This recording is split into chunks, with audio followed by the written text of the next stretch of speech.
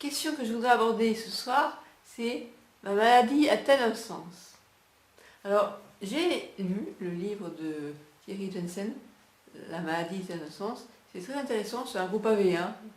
J'avais lu, je me souviens, dans le train en allant à Paris pour C'est pas du ciné.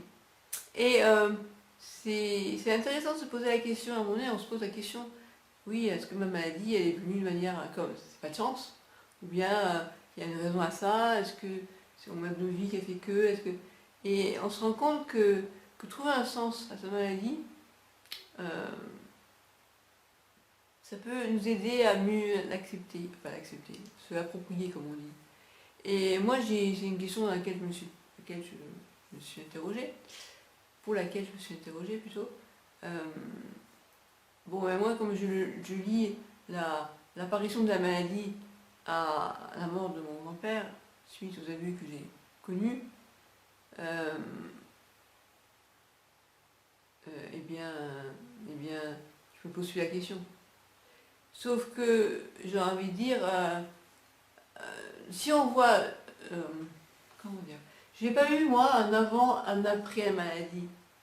J'ai plutôt eu un avant le diagnostic, où j'étais je vivais l'errance médicale, et l'après-diagnostic. Et puis j'ai vécu avant, hein, j'ai vécu la CEP rémitante, puis après la CEP secondaire progressive. Mais sinon, il n'y a pas eu un avant, un après, choc. Ça doit être difficile quand on nous apprend qu'on a la sclérose en plaques, alors qu'on a vécu tout le temps comme tout le monde, et que du jour au lendemain, on se retrouve à avoir ces handicaps qui sont là et qui se sont installés, et qu'on apprend qu'on a une maladie chronique. Moi, j'avais cette maladie depuis longtemps, et j'attendais qu'on me la diagnostique. Donc, c'est pas pareil, le cheminement psychologique n'est pas le même. Mais se poser la question de la maladie a un sens, ça me fait penser à une citation de, je ne sais plus comment il s'appelle, qui disait qu'en fait, si vous me retirez mon mal, laissez-moi l'information, enfin, qui va m'apporter, en fait, j'explique ça très mal, la citation, je vous la mettrai, c'est finalement, est-ce que la maladie ne peut pas apporter quelque chose, en fait, pas que du négatif? Et bien sûr, moi je sais que ça m'a rendue plus forte. Et ce que j'ai traversé, j'ai pas eu. Enfin, la maladie était là, encore une fois, depuis longtemps. Et donc vivre avec cette maladie sans le savoir, c'est que une fois qu'on a posé un nom dessus, qu'on sait ce dont on souffre, qu'on peut ruiner sa vie et comprendre un peu le parcours qu'on a acheminé. Et il y a ce matin, Andrea qui m'a interrogé sur ma vie, comment dire, lorsque j'étais agoraphobe, phobie sociale, agoraphobe, c'est un peu la même chose. Et elle m'a demandé combien de temps ça a duré. J'ai dit 5 ans. Je suis restée 5 ans chez moi en vase clos. Enfin, je sortais que pour aller voir le médecin et encore difficilement, et enfin le psychiatre. Et ça a été très douloureux. Et je lui disais, c'est même presque pire. Enfin, il n'y a pas à comparer les maladies. Mais je me recule un peu pour vous. Voilà. Mais je sais pas comment dire ça. C'était pire que la sclérose. Enfin, moi, j'ai vécu beaucoup plus mal que maintenant parce que je vivais dans des angoisses horribles. Les attaques de panique, c'est quelque chose d'assez horrible. Et les gens qui vivent ça encore maintenant, pour différentes raisons, des fois, on n'a pas forcément un sens, justement. Ce sont des attaques qui arrivent comme ça, sauf que, avec le recul, on comprend, j'avais pas confiance en moi.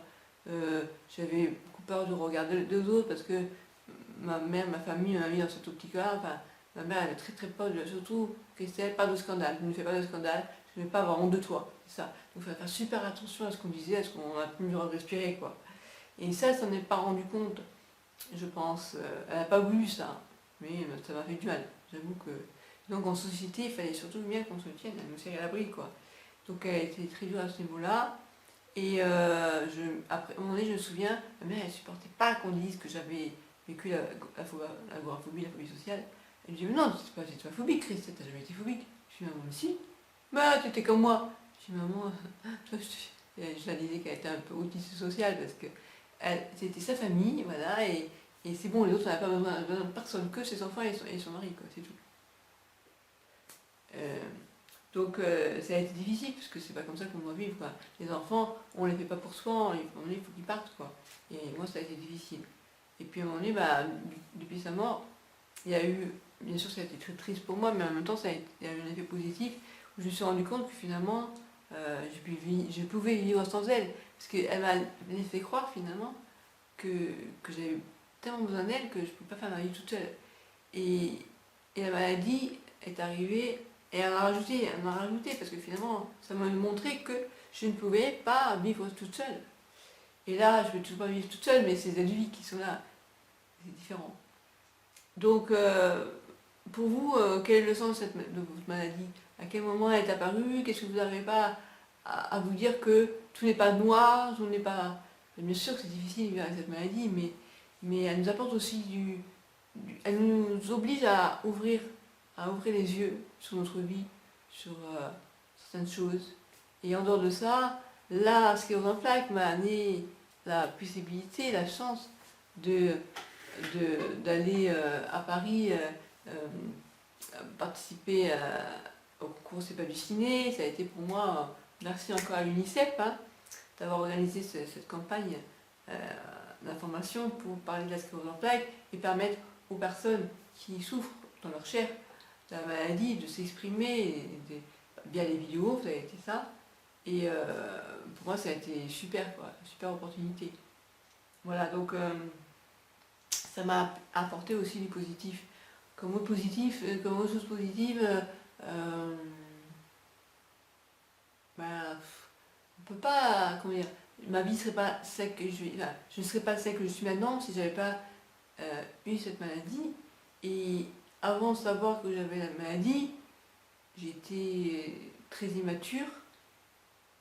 Je l'ai subie pendant longtemps, cette maladie. Puis à un moment donné, quand on a mis un nom dessus, ça m'a soulagée, il faut être clair, quoi.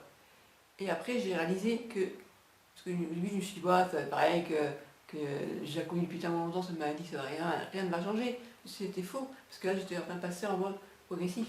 Même les médecins ne s'en sont pas rendus compte tout de suite. Ils m'ont dit que j'avais une forme bénigne, en fait. Parce que ça faisait plus d'un temps que j'avais la maladie, et j'étais encore debout. Donc au début, ça a été, ouais, ça rien, vous avez une petite sclérose en plaques de merde, quoi. J'ai attendu, vous rigolez ou quoi? Ça fait 20 ans qu'elle m'a empêché d'avoir un travail, je ne peux pas travailler à cause de cette putain de fatigue chronique. Bref, donc voilà, donc il y a eu, ce que je voulais dire, c'est essayer de réfléchir, pas de forcément trouver un sens à votre maladie, mais réfléchissez à la question, c'est pas intéressant, et ne voyez pas votre maladie que du mauvais en fait, il n'y a pas toujours que du mauvais. Il ne faut pas non plus penser, parce que c'est ce qu'on appelle aussi les bénéfices secondaires, après s'enliser dans cette maladie, s'enliser dans le statut de malade, ouais, je suis malade, il faut s'occuper de moi, non. Et comment dire, moi je dis souvent, j'envisage le pire pour vivre le meilleur. J'envisage le pire, peut-être que demain je serai en fauteuil roulant en permanence, parce que ça m'arrive de le prendre, mais je vive le meilleur, parce qu'on envisage vraiment le pire pour pouvoir programmer, comment dire, savoir que s'il m'arrive ça, c'est bien, parce que j'ai là à côté de moi qui peut m'aider, j'ai le fauteuil roulant, voilà, et s'organiser en fait, organiser son futur, en pensant que la maladie peut évoluer, tout en espérant que ça va pas être ça, quoi. Et de toute façon, quand on dit cette citation, tout ce qui ne nous tue pas nous rend plus forts. Je sais, c'est dur, parce qu'il y a des fois où je dis, oh, c'est bon, mais si vous pouvez un peu me lâcher. Voilà, et je me suis rendu compte que, contrairement à ce qu'on pensait, que j'étais une petite nana toute faiblarde, enfin, comment dire, en fait, je suis quelqu'un de très forte. Mais il y a un moment donné où cette force, tu as envie des fois de te laisser porter, quoi, de te dire ouais c'est bon, j'en ai marre, là, je voudrais bien être tranquille, profiter de la vie, un peu du bonheur que ça peut avoir, des fois dans la vie, c'est pas non plus que du négatif, si la vie pouvait un peu m'épargner, quoi, c'est bon, il y a eu l'accident de mon père, il y a eu avant les abus par mon grand-père, l'accident de mon père, puis la maladie, puis la maladie de mon père, de ma mère, bref. C'est bon, je peux avoir un peu de bonheur, eh ben prends-le, arrache ton bonheur à la vie, quoi, j'ai envie de dire. N'attends pas que la vie elle t'apporte sur un plateau, je crois. Et c'est ça. Et ça, c'est la scène survie, c'est la rage de vie, c'est même toi, si j'ai plus de dents, j'ai envie de mordre la vie à plein dents. Et même si, bon, je vais aller voir le dentiste, lui dire, j'en ai marre, hein. Déjà j'ai bientôt plus de jambes, ça en plus j'ai plus de dents. Non, non, non. Voilà. Et à un moment donné, il faut pas attendre que ça vienne tout cuit. Non. Et le bonheur, ce n'est pas un état permanent, mais c'est un état intérieur. On peut très bien ressentir du bonheur, même si, bon, je dis pas, moi je vois ma mère quand la maladie l'a prise, c'était fini. Ah non, non, elle pouvait pas, c'était horrible, horrible, elle pouvait plus. Euh, elle pensait qu'il y a une seule chose, c'est à mourir. Alors qu'il y a, je sais plus comment il s'appelle, ce scientifique qui avait fait la même chose qu'elle, il pouvait plus rien faire à part juste le regard, quoi. Il arrivait à écrire des livres avec juste le regard. Enfin, il y a des systèmes informatiques, bref, des systèmes, des outils techniques qui aident les gens qui ne peuvent plus du tout ni parler, ni marcher. Et tu te dis que si Adam, eh ben, tu peux surmonter ton handicap, quoi. C'est un truc de fou. Je vois le gars là, qui est né sans jambes, sans bras, il pourrait, comme beaucoup de personnes qui sont nées comme ça, se laisser crever, quoi. Enfin, j'imagine que ses parents devaient se dire, bon, ils étaient très religieux, donc ça a aidé, très croyants, mais il arrive, il a une femme, il a des enfants, et je savais pas ce que dire, il vit comme tout le monde.